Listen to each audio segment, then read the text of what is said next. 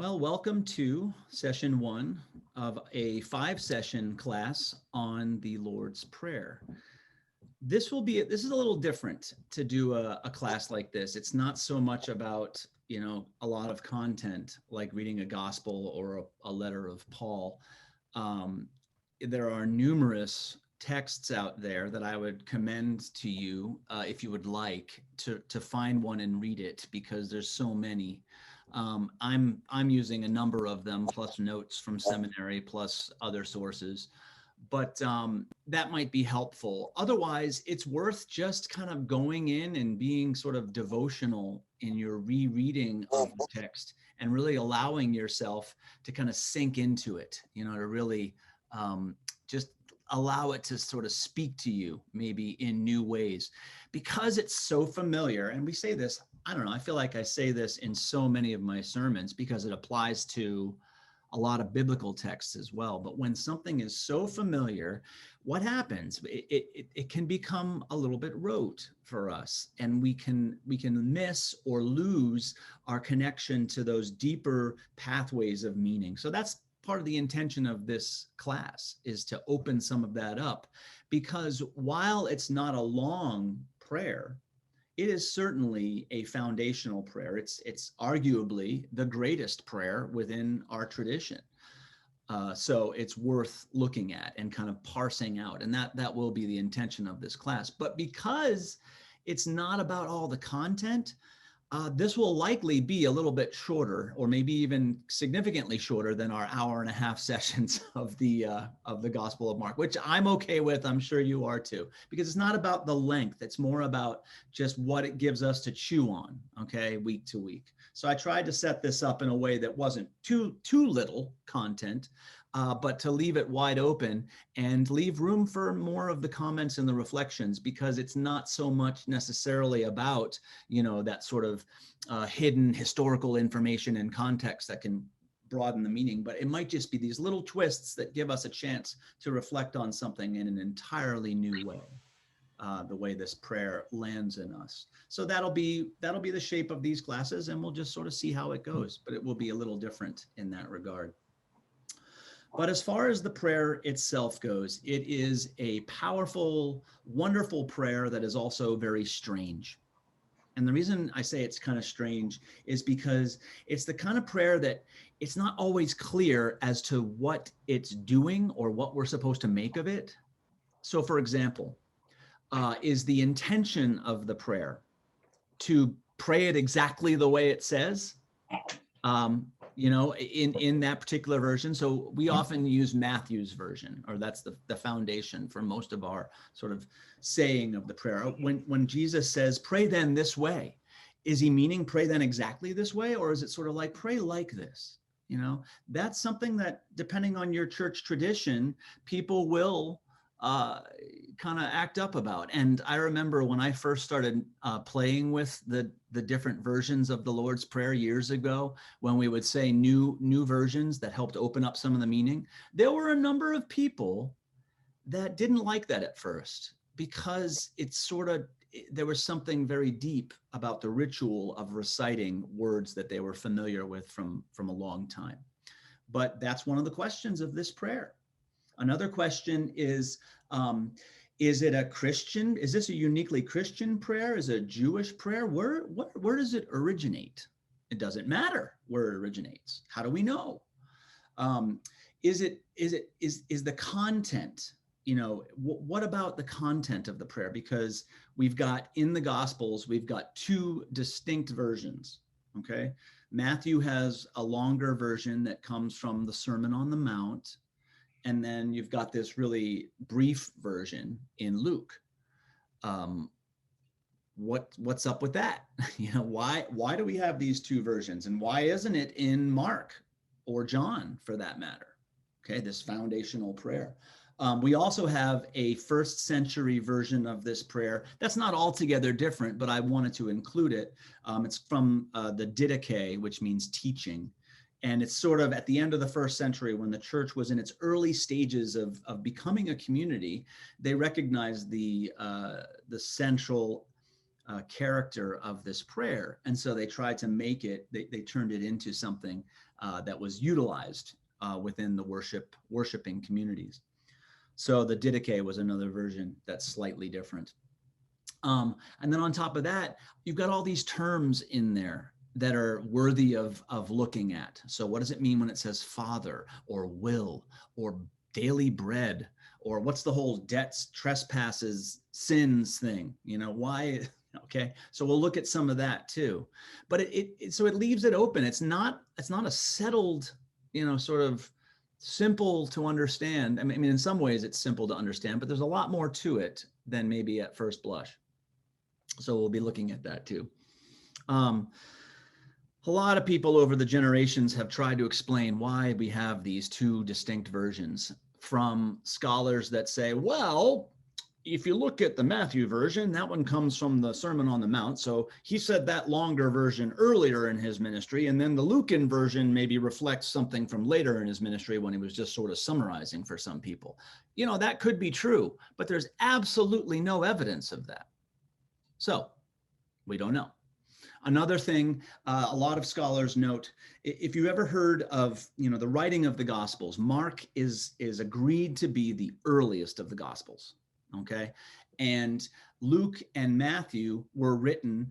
For scholars that sort of subscribe to this, and a lot do, but Matthew and Luke wrote their versions of the gospel using the Gospel of Mark as a starting point, and then also another source, okay, which we don't know, but it was probably a source of sayings or passed down stories, and it was called Q.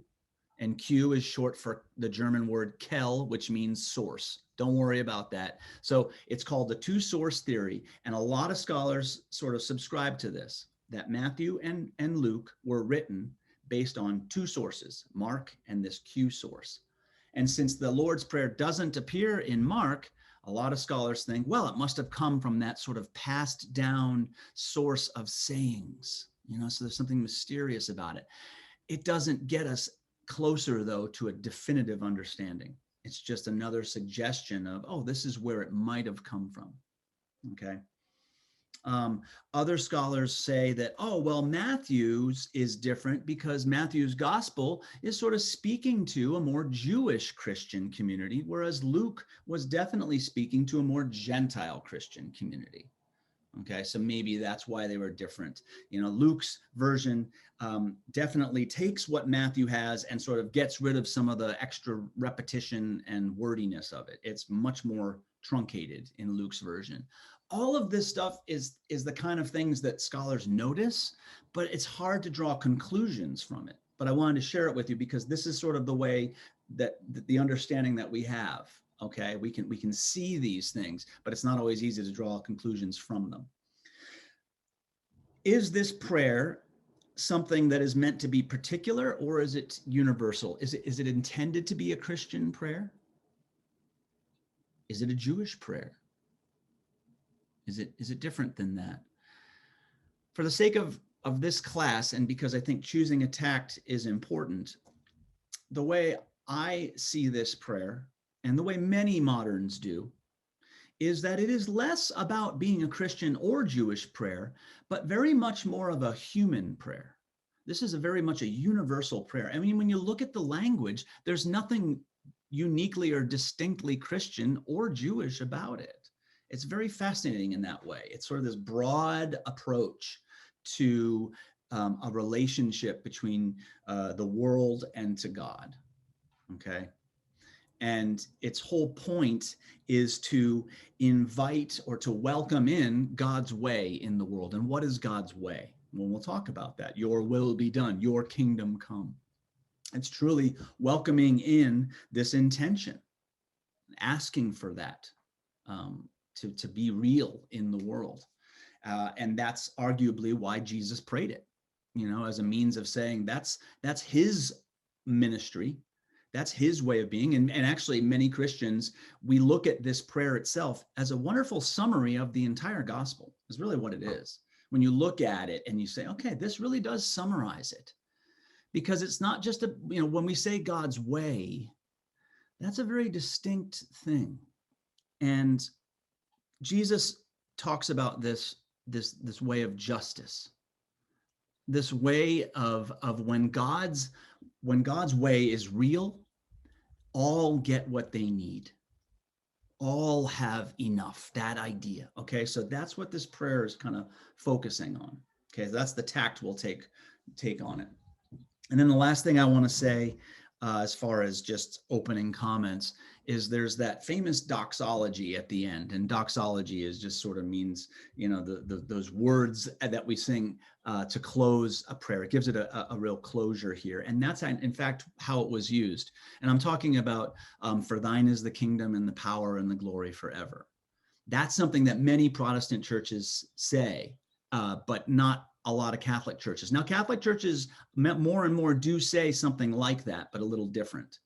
And the reason we have that is because in my research, the earliest use of something like that I could find was actually late. It was 16th century, sometime in the middle of the 16th century.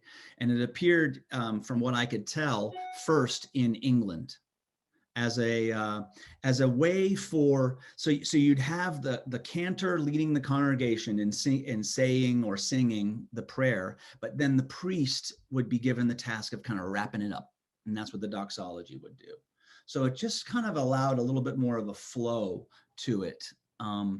But you'll see that sometimes, especially I think the Didache says that some original sources include that doxology, but everything I saw was not the case. That is not original. The doxology is not original to the earliest texts we have. And that those texts that say it was most likely written in much later. Okay, so does it matter? I suppose in terms of when we look at, what is, if you care about what's original, and we try to, context and originality, what was there, it does matter, but it doesn't necessarily change that much of the meaning. But we'll look at all of that. And that's in these 5 sessions, we will attempt to cover all of what I just named and more, because your experiences, your reflections on this text are just as valid and meaningful, and you bring your wealth of understanding from the various traditions in which you grew up, and the way this prayer is said, the way it's used, all of that can change. And that also then impacts the way we understand it. How is this used? What are we supposed to feel or be or do when we say this prayer together? Because it is a unifying prayer. In one way or another, all Christian traditions utilize this prayer. Okay, in one way or another, we all say it. Maybe not every Sunday, but most do. It's incorporated into most services. So anyway, that's enough me talking. I'd like to throw it open to any comments or reflections that you have. Maybe, and if you want a starting point, it might be, to this point in your life, what has been your impression about the Lord's Prayer? What have you thought it was about? Is it meaningful to you? Is it something that is it just words that you say that's part of church? This is a time to be, just reflect on that. And you may speak to that, or you might speak to something else, but let's take a few minutes to just hear what you have to say about your experiences with the Lord's Prayer. Yes, Margaret. Well, I like the way you did the Lord's Prayer in different ways. I never even gave it a thought of other people or other countries that way. And so I really appreciated that. I learned a lot from that. And I would agree with you. And I think it's important to look at it that way, Margaret. I remember, though, that some people, if you look at the Eugene Peterson version in the Message, it is so different than the language that we have heard. And yet it's so uniquely powerful because it really speaks our language. And I think it breaks us open in ways where we might just sort of get a little bit mechanical. Speaking of the other language. So I agree with you. I think it's really important to look at all of it, to look at, to appreciate the original text, but then break it open and sort of see, what other poets do with it, because that brings up another point. There is something very poetic. It's almost like this is written as a hymn, especially in Matthew's version.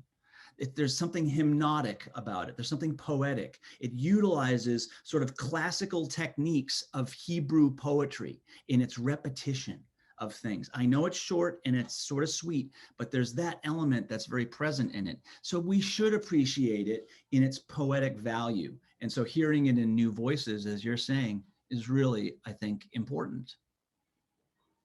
Patty? So when when I was in seminary, we talked about the fact that this was written in Aramaic. Yes. And Aramaic is a poetic language that, what I learned is it's a poetic language that leads itself to many different interpretations of the words. And one day when I was going through a used bookstore, I found a translation from the Aramaic from 1957. And the translation is really different. It goes through exactly what you're doing, Dan. It goes through chapter by chapter what the meanings are, but it did it from a time when we had much less. I mean, there's nothing about women in there. It's all men. Yeah. So it's a very early understanding, but it's still Aramaic, and it's quite different. And it's and in seminary they talked about different versions from the Aramaic. So I think that's important too. Yeah. And to look at to do the best we can to appreciate that, because you're absolutely right. When you see the original languages that it's written in, there's a richness. And we've talked about this, that Aramaic and Greek and Hebrew, for that matter, are what we call theological languages. And the reason we call them that is because they all inherently have these words of rich value. And that one word means so many different things. And it's not hidden what they mean. People are well aware of what they mean, that the word shalom is this rich word that means 27 things, and everyone's aware. In English, which is not a theological language, we are a precise language. We translate shalom as peace. And it's so different because we take these poetic languages, these theological languages, and English necessarily kind of gives them a precision that they didn't have in their original text. And so we'll do the best we can to appreciate that. Another example of that is the word daily, daily bread. That specific word only appears in that prayer, that specific word in Aramaic and in Greek. And so it just left a lot of, okay, what is it really trying to speak to? Is it just saying our daily bread, or is it maybe a reference back to the manna in the wilderness thing? Okay, we're gonna try to explore some of that. I'm not gonna say that we're gonna, try to tear each thing apart and pick at it like that, but it can be valuable to do some of that, because then it opens up, whoa, what is it really saying? And it might just shift our whole appreciation of the direction of this prayer. But thank you for that. And I hope to incorporate a lot of that kind of, contextual awareness through language through this, because I think that's an important one. English always makes it challenging in a lot of ways to do Bible study, because the work of translation necessarily is a very specific direction of meaning. And so we always find ourselves kind of pulling back a little bit and saying, okay, that's fine. And I appreciate the wisdom and the intelligence and all the choices that had to be made in order to do a translation. But let's try to understand, okay, this is the milieu from which they chose that meaning. And so that it gives us a little bit more opportunity to discover new meaning. Horty, and then Marilyn. Excuse me. It's interesting as I reflect on what you're talking about, the precision of the English language, because for me, the very opening two words, our Father, has always been a melting for me, our meaning our, Father meaning source or Father, that it's the melting of any distance I feel from anyone, any people's, anything. It's really just dissolving any barriers that I may have been carrying up until the time I utter those words. Yeah. And there are many who really reflect that appreciation. Some even go so far to say, as you really only need the first two words in order to get the entire meaning of this. When you give yourself to it in the way you just described, in this way that is almost another way, those two words are sort of like tearing the temple curtain.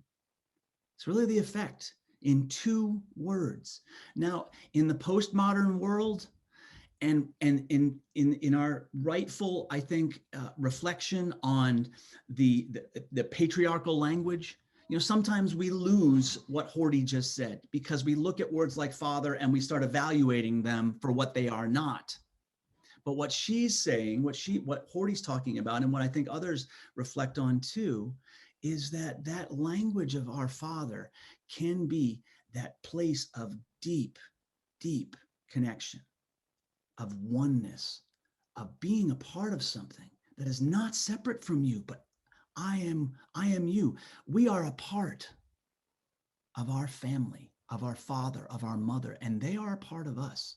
They are one with us, okay? We are distinct from them, yes, but they are a part of us. To say the word father is to capture some of that. That is powerful. That is unique, okay? That movement of making God, or this one that was divine, external, to bring it into this place of that sort of relationship, that's really world shifting, okay? And so I agree. I think it can be very powerful to just look at those first two words and be like, whoa, that's a huge shift, a huge deepener for the meaning of this prayer.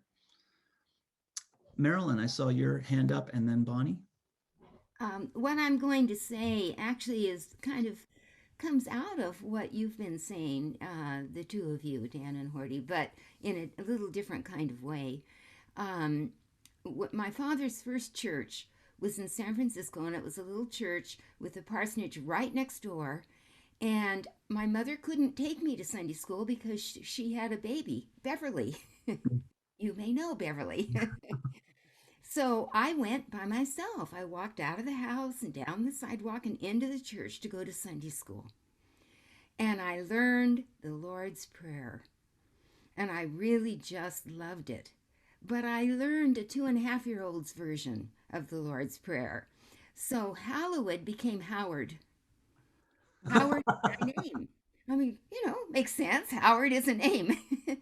And I know that there were other ways in which I came up with my own 2.5-year-old version, but that's the one that I remember the most clearly. And I just loved going to Sunday school, and I loved sort of being grown up enough to go all by myself.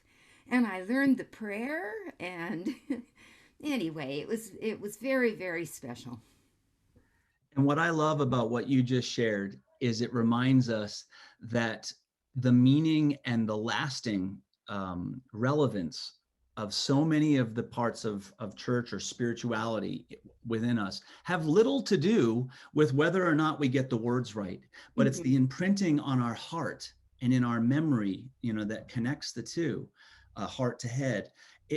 That's the deep response. That's what's real. And so to me, this prayer works that way. Mm-hmm. So that's a wonderful example of how, it's a funny recollection, but it's also so true, because at different stages of our lives, and you know what, as Carol kind of mentioned, Psalm 23 functions that way too, where different aspects of it we are aware of, we might say them in different ways, understand them completely differently, but at different times in our lives and different seasons of our lives, these things kind of pop up and just convey deep, deep meaning. And so that's one that will always be with you, Marilyn. And it's true, it's true. Howard is his name, but it's wonderful. And I think anything that makes us smile in an endearing way to connect us to our tradition and to our ritual is beautiful. Well, I think it also suggests how special it all was to me. Hallowed, I mean, I didn't even recognize that as a word. Yeah. So I came up with one that was close. Yep. And anyway. Wonderful. I learned it as Harold. Oh, there you go. No Harriet, huh? No Harriet be your name. Bonnie, you had your hand up next. Well, I also remember learning the Lord's Prayer when I was about 3 years old in Vacation Bible School. And that I was reflecting upon that last night, but you've sort of rattled my brain this morning, because last night I thought, yes, I know this prayer. Well, how can I study it? And then it dawned on me as you're talking about this, that I went to Lutheran school and we had the Lutheran catechism. And we remembered this. Every line is, what does this mean? What does this mean?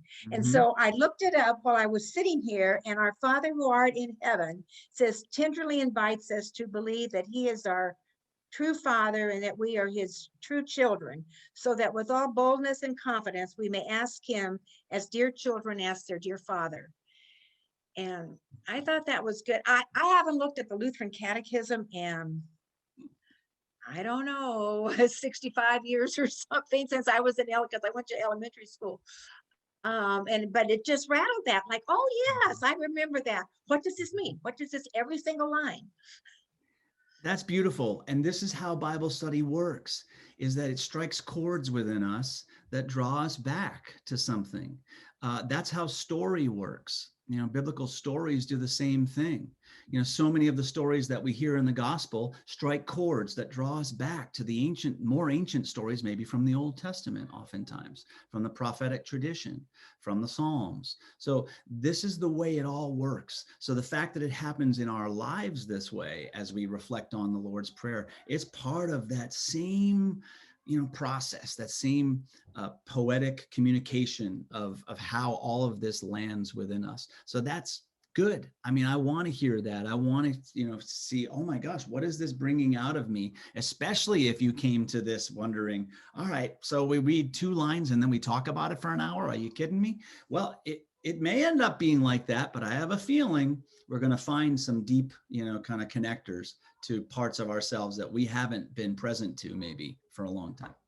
So thank you. Was there another hand? Oh, Bob. It seems as though I was taught in early church that the Lord's Prayer was a prayer Jesus said, was it at Golgotha, just before he was arrested? Is that a true story? The Luke version, let's see, I'll look at, I don't think they're that late. The Matthew version is Sermon on the Mount. So that's very early in Matthew's tradition. But in fact, why don't we take a look at the versions, because I have the texts written next to them. We can read them and it won't take long, and then we'll continue this conversation. But I don't recall when the Luke version is. So let's see about that, and then we can kind of decide. Yeah, see, it's Luke 11, so that's not very late in the tradition either. But let's see, I think I have enough room here for people to see. Could I get a volunteer to read each one? I have 4 here. Okay, I mentioned Matthew, Luke, the Didache, and then I included the Scholars version because it's a more modern, and we talk about sometimes the Jesus Seminar. I don't mean to include that to say that it's any more right or anything else than other versions, but it's just one that I had and was slightly nuanced, so I decided to include it. Could I get a volunteer to read Matthew's version, please?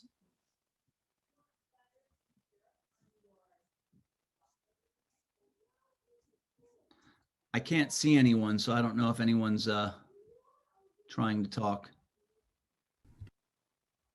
I'm volunteering. Yeah, I have my hand up. All right, thank you. Okay, did you pick Horty or Marilyn? Oh, let's go with Horty, and then Marilyn, would you do Luke? Sorry, I'm not seeing people, so. Yes. Our Father, who art in heaven, hallowed be thy name. Thy kingdom come, thy will be done on earth as it is in heaven. Give us this day our daily bread, and forgive us our trespasses, as we forgive those who trespass against us. And lead us not into temptation, but deliver us from evil. Thank you. Very familiar version there. That's much more consistent with what we say in church. Now the Luke version, please, Marilyn. Father, hallowed be your name. Your kingdom come. Give us each day our daily bread, and forgive us our sins, for we ourselves forgive everyone who is indebted to us. And lead us not into temptation.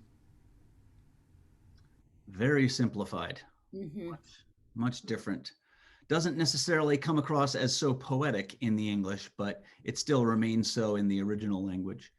The Didache, could I have another volunteer for that, and then one for the scholars version? I'll read. Perry. Thank you, Perry. Our Father who art in heaven, hallowed be thy name. Thy kingdom come, thy will be done on earth as it is in heaven. Give us this day our daily bread, and forgive us our debts as we also have forgiven our debtors. And lead us not into temptation, but deliver us from evil. So that's a little bit of that's that move into the debtors the way we are familiar with it, which is slightly different from the trespasses that Matthew talked about, and then the sins that Luke refers to. And then finally, the scholars version, please.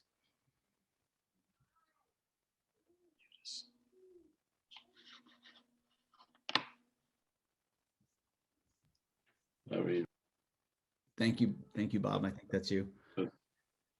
our Father in the heavens, your name be revered, your empire be established, your will be done on earth as it is in heaven. Provide us with the bread we need for the day. Forgive our debts to the extent that we have forgiven those in debt to us. And don't make us face the test, but rescue us from the evil one. Thank you. Again, a much different version there, but kind of a creative rendering that I think flushes out a little bit. Or again, it makes choices though. It makes a choice there as to what it means. But that's what all the different versions do, be it Eugene Peterson, be it the New Zealand Prayer Books version, all the different ones that are so beautiful. And maybe by the end of this, in the fifth session, we can look at some of the more contemporary reappropriated versions that we have used, many of which we've used before in church, but they're just some really beautiful ones out there. Okay, yeah, thank you for that. I apologize for the fact that was a little difficult because I couldn't see your faces if you were raising your hands, but okay. So today we're really just going to talk about the entry point into this prayer. I'm breaking each session down, and Barb should have sent out, I think she included the way we're breaking down the sessions. This session, aside from the intro we've already covered, we're just going to talk about this whole line of pray then in this way. Okay, Jesus kind of introduces it, the prayer, the Lord's Prayer, by saying, pray then in this way.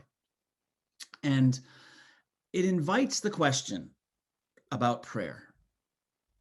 And I just want you to tell me, when you think of prayer as reflected in the Bible, what do you think of? What is it that people pray for in the Bible?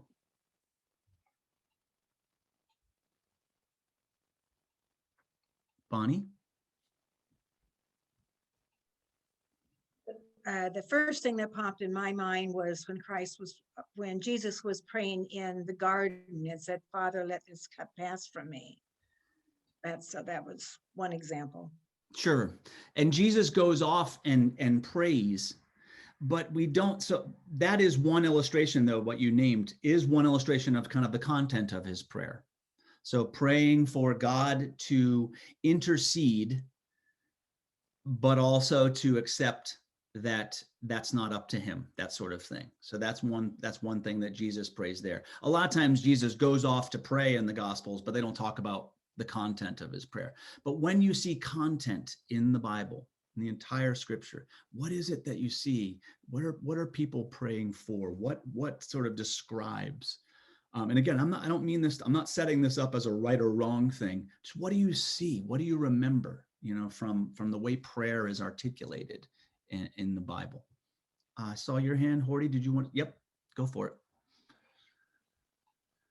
whether conversationally constructed or not, it's always seemed to me an effort to have some kind of a conversational connection with God.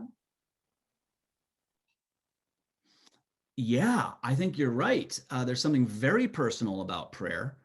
And in fact, some of the best examples of how personal it can get is when you look at the Psalms and you see some of them that basically rage against God. Okay, now some of them are very tender, but the ones that rage against God are amazing because it's such a distinct approach to prayer that a lot of us,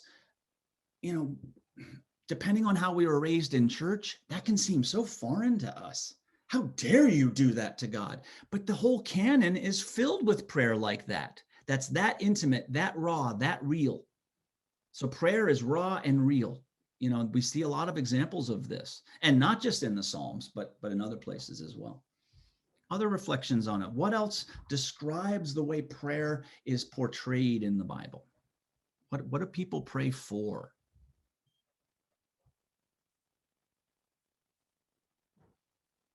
Go ahead, Bob. They pray for strength. Yeah. Okay. So a lot of times they're making requests. Okay. They pray for God to, as Jesus did, for God to intercede.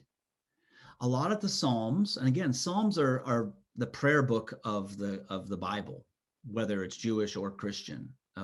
They are the prayer book of the Bible. So in many ways, a lot of what we see about the content of prayer is reflected in the Psalms. But yeah, there's a lot of requests so that maybe it's for God to come down and make things right. So on the big scale, but then sometimes it's also requests for understanding or wisdom or a spirit of compassion or forgiveness or contrition, all these qualities. So, but they're still requests. So that's one element. Other elements, other descriptions of the way you see prayer reflected in the Bible.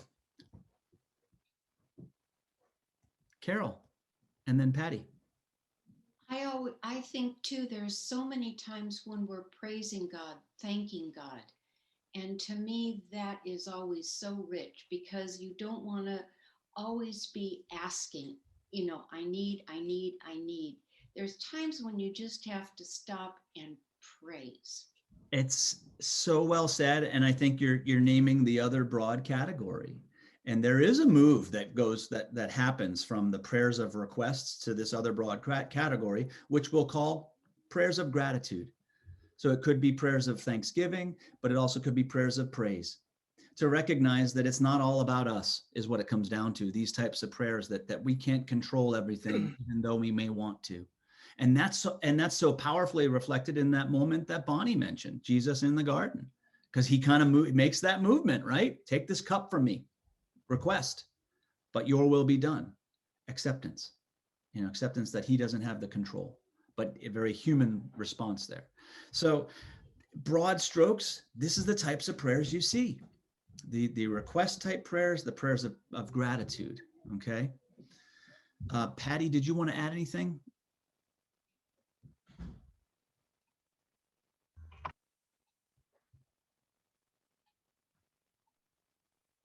You're still muted. I was going to say what Carol said, but I also think about the process of separation and being quiet, contemplative prayer, essentially, where there's no talking, but there's presence. Yeah, and that's a whole new category, that is about the style of prayer and the way and the places we remove ourselves to or go to get into that spirit of connection. But that is a whole new category, and that is often talked about, not as much in the Psalms, but in other places too. Mm-hmm. And then in the later tradition, that was very much developed, in the contemplatives as they developed that style, the monastic tradition that really became more prominent as well. One of the things that you notice too, as you look at the way prayer is done in the Bible, particularly in the Old Testament, you have this move. There's a distinct shift between the way we pray when we're praying to God versus the way the prophets pray when they speak for God. It's amazing. So you look at these prophets, and they're the names you know, but you might forget the content of their books, but there's something similar in all of them. I'm talking about Amos, Hosea, Micah, Jeremiah. Did I already say Isaiah? If I didn't, Isaiah. All the prophets, they come and they don't pray in the same way the Psalms pray. They don't show us how to pray, but they pray by speaking for God rather than speaking to God. And when they speak for God, it's a whole different approach to prayer, because the prophets, they basically come, and you know what? If I had to summarize those ones I just named, they basically say, listen, your prayers are empty, and God doesn't really care about your prayers unless they have to do with enacted justice in this world and creating a space where everyone, has access to that. That's what they're saying. These are powerful texts, and they're the kind of texts that get people killed, basically, or get them, it creates a lot of tension, because that's the way those prophets roll. And we've seen in our own lives that prophets that speak for God in those ways don't tend to be received altogether well. By some, sure, but there's a number of folks that just don't like being spoken to that way.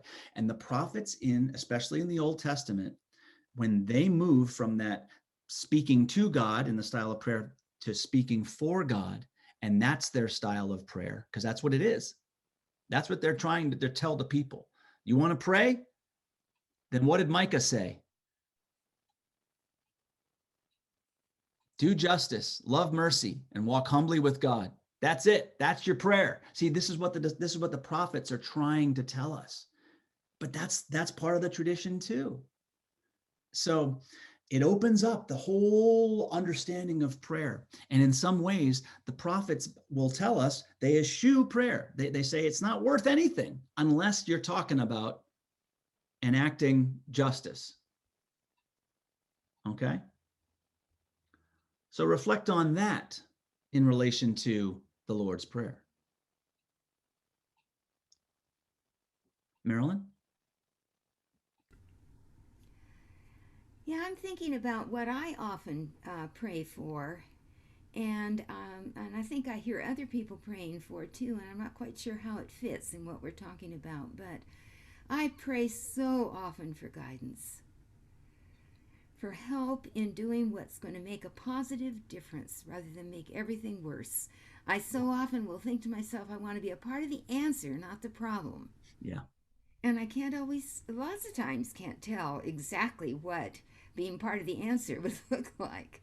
Yeah. So I will pray, asking for guidance, and it's wonderful how often I feel all of a sudden something will pop into my mind that I hadn't thought about at all before, and it's just perfect. Yeah. Well, that's it. That idea of praying and requesting that style, that's a beautiful prayer, because ultimately that prayer is not about us, but it's about how we might serve. Mm-hmm. And so the movement here is from the prayers of requests that have to do with solving a particular problem or getting our needs met, which again, I'm not judging that. It's not a bad thing. It's just, it tends to be a more childlike approach to prayer. That as we grow and move through our lives, that our prayer often shifts and deepens and moves to that place of, yes, still request, but request in a way that helps me become an instrument to serve the greater symphony of God's way. That's the movement. And we see that reflected in the tradition, and certainly in the way Jesus embodied prayer, and tried to teach. And again, that's where it's worth looking. Okay, how does the Lord's Prayer fit into that then? It's worth consideration. Not trying to get it all solved today. Don't worry about that. But I'm planting these seeds, because as we continue to look at it, I think it becomes clearer, how this prayer, it may well be, employed, what it's asking of us. I think there's one other thing that I ask for that's related, And that is, give me guidance so that I can live the life that I'm meant to live. Yeah. Yeah. Again, it's something that's something greater than I is real. And so this prayer of intimate connection to God, to invite that reality in, or to invite our awareness of that reality in, sets us up for the very type of prayer that you're talking about, Marilyn. Yeah. I see Margaret hand, and then Horty.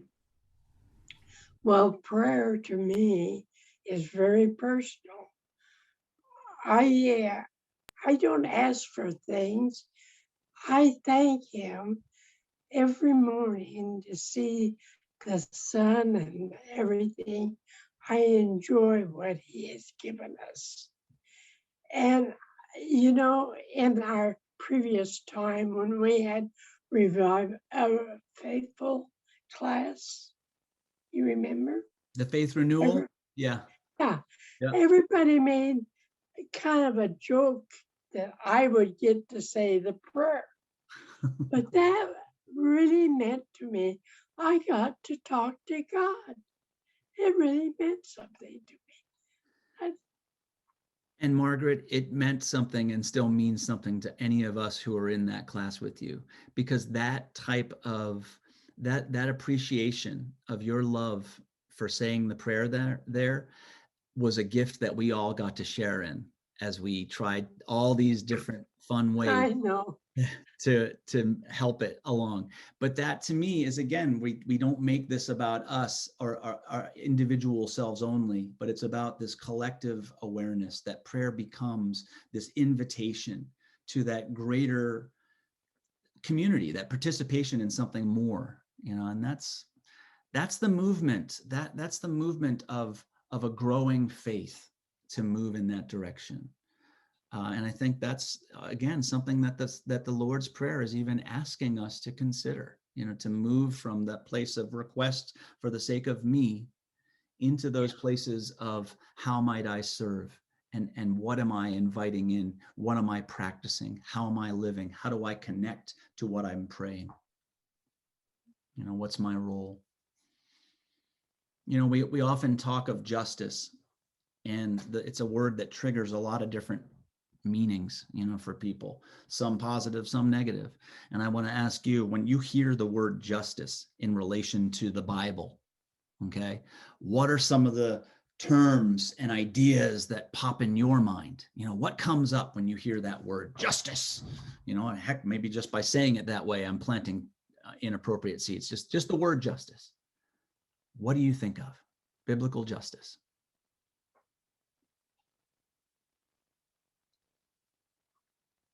Go ahead, Bob. Well, you threw in biblical right at the last minute there. I did. But I was thinking modern day, I think equality nowadays in our society is a big part of justice. Okay. I think I heard you say equality. Yes, yeah. yes. Okay. Yep. That aspect of equality having to do with justice. Peter. I think of the vineyard, and I think that everybody has enough. Yeah. Food, health, shelter. That the shalom you spoke of is a reality. Yes. That is often called, one word for that is called distributive justice, that everyone has enough. It's called equity. Doesn't necessarily mean equality. Doesn't mean everyone has the same, but it refers to this idea that all will have what they need. The Lord's Prayer kind of speaks to that.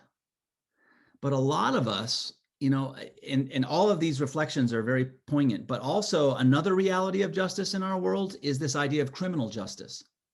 A lot of us think of this justice being, about punishment, about, hey, there's consequences to certain actions. There are many, many people throughout history, but certainly in the modern age as well, that's what justice means. And in fact, we have this wrong-headed idea that the God of the Old Testament was a God of justice like that. Another word for that is retributive justice, retribution. that the God of punishment, when truly it's just wrong. It's wrong. There are reflections of that in the Old Testament, but just as prominent, and I would argue more prominent, is the God that the prophets talk about. That isn't about retribution, but it's about how we can better distribute all the goodness, to share in the abundance that is life, because there is enough, because it's God's world and God provides enough, that sort of thing. So that's, when we talk about biblical justice, you can keep both in mind, okay? There is some elements of punishment, I suppose, and retribution, but the truth is God's justice in the long term is much more about what many of you said, but I think what Peter just summarized, that everyone has enough, that is distributed in a way that is fair and compassionate for all, okay? That's God's greater concern. That's what justice looks like when we're talking about that. Any other comments about that? I don't want to cut anyone off. Barbara. Well, I just thinking based on what the Pope said yesterday, that there would be no blessing of the church on people who were in a same-sex marriage or relationship, and I'm thinking that part of justice is that there are no outsiders, that everyone is in. Yeah, and it's we've seen a lot of shifting in recent years on that whole assessment and evaluation and the lines in the sand that people draw. And truly, I think they are lines in sand. So we make things sometimes ultimate, and we don't always understand what we're doing. But I do think that in certain circles, this is still a point of really a deep struggle, for a lot of people to really come to a different appreciation or acceptance of various things. And that certainly is one of them. The area of abortion remains one amongst many within Christian circles.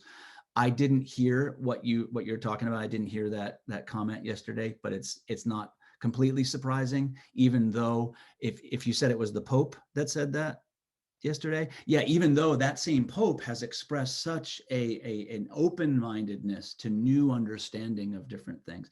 But anyway, he's that's a button for many, and remains so. But again, look where things have come in 15, 20 years. It's quite stunning. So,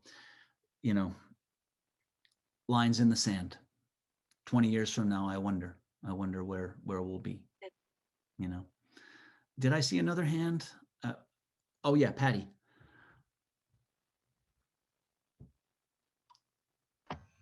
One of the images that comes to my mind is the balance, I guess it's the two weights that they have as an image for justice often. And balance is really important as part of justice, I think, because a lot, at least the way I understand it, is that God is about, he has created a world that when it gets out of balance, it lets us know. Mm-hmm. And lets us know in a variety of ways, like in terms of climate change and in terms of war. And so balance, I think, is a really interesting concept in terms of God and justice. Yeah, I think I would absolutely agree with that. And I think that justice is not just a singular line that is just, oh, nope, stay tried and true to that, but it's often something that comes through an evaluation of circumstance and context. And so be witnessing or hearing sort of different perspectives, different experiences is important to then making choices that reflect deeper justice. And because it's not always black and white, it's not cut and dry. So I think that is an important part. And I do like that sort of weighing thing. But then again, one person's idea of what balance is or what is imbalanced is certainly different than another's. But ultimately, we are well served, I think, to consider attending to the balance of things. and really paying attention to that as we try to move forward. It is not it's gray. You know, a lot of times the way we try to enact justice is gray. So that this prayer is trying to, say, it acknowledges that we are a part of creating a world that is more just, but recognizing that it's really also not all about us and up to us, and that we are trying to reflect that God, that greater vision that is beyond us. Now that's difficult to do because someone somewhere has to make those choices, and we all find that we either agree or don't with some of the ways those choices are made. But in the grand scheme, it's that whole bending of the arc, right? It's that movement towards that way of being in our world, in our shared community, whatever that is on this planet and beyond. So it sort of includes all of that. And I think that justice in the Bible often points us in that greater direction. Not just justice in the microcosm, not just for this circumstance, but for the sake of all life, moving us to that higher consciousness. So what is it then that as you're considering the Lord's Prayer, what do you think you're praying for when we pray the Lord's Prayer? Are we praying for God's intervention in that prayer? Are we praying for something else?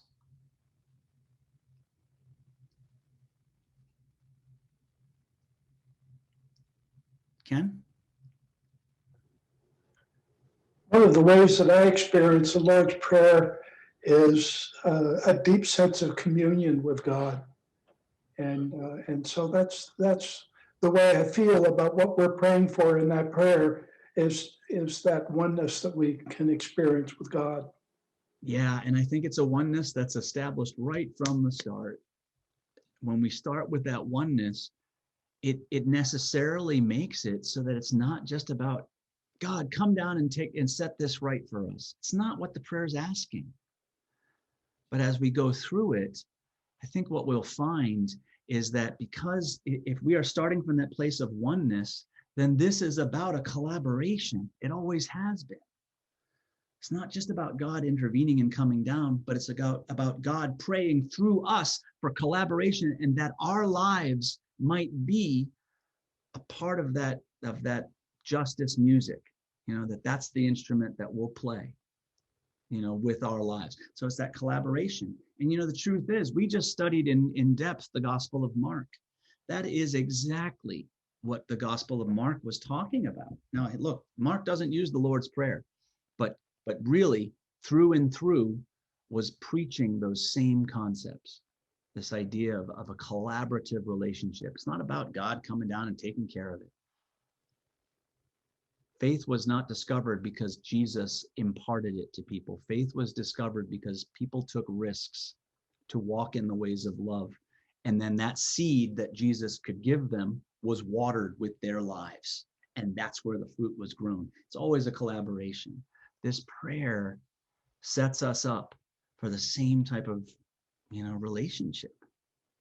There's a union here. And seeking God's will to be made real is not just, okay, so send it down. No, be made real in me. Pray then like this. Invite that way of union. Invite God into me. Really, God's already there. That reality of Father, that relationship, we're already connected. We're family. God is in us. So now we call on that truth that we might live it, that we might continue to make it real. That's what this prayer is doing. It's trying to make it real. Any closing comments to this first session? I said it would be a little shorter. I suppose it's still shorter, but we're hitting an hour. So, hey, it's all good. 40? Really on this morning, one of the words that you used that always strikes me, but struck me particularly, was you were saying that to pursue study is a cord. and it's beginning to look at the different notes that make up the chord, that make up the harmony, and that each one of the points that have been made, to me, has really struck a note in the creation of the chord. Yeah. And I find that sometimes the chords are dissonant, and sometimes we'll find that we're drawn back to a type of music that we haven't thought about or played in a long time, or maybe we don't like. But I think in the grand scheme of things, all of it adds to the larger symphony. And to pay attention to the ways that this draws us back to our life experiences, to our church experiences, to our previous understandings, can then help to move us forward as we seek to understand new depths, to these words that, are written on our heart, but we don't always speak from there, or we don't always appreciate those words from that place. Sometimes we just end up saying them. So with study like this, it helps us to maybe sing them a little bit differently. So I hope that's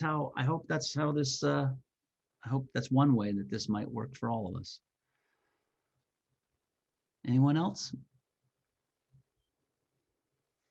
Well, thank you for, go ahead, Boyce.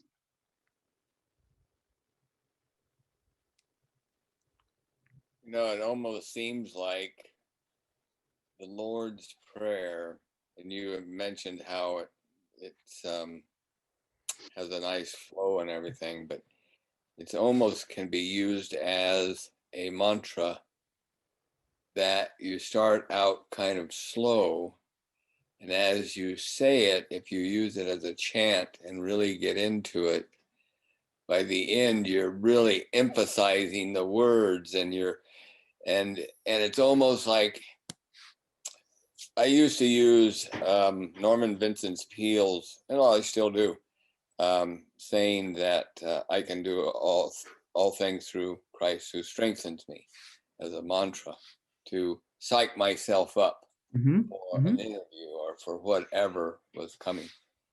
And it seems like the Lord's Prayer, you can do that, and just saying it, you start out, Our Father who art in heaven, but by the time you're done, you're shouting it. Yes. And you gain strength through it. And it's like you and God become one. Yes. Amen. To me, there's a power and a movement in the way, in just saying that prayer. And sort of starts with this drawing in, and then it really is an energy of moving out. Because when we're asking for not to be, not to face the trial and temptations and the evils, it's not that we might just be protected. No, it's because we might be brave.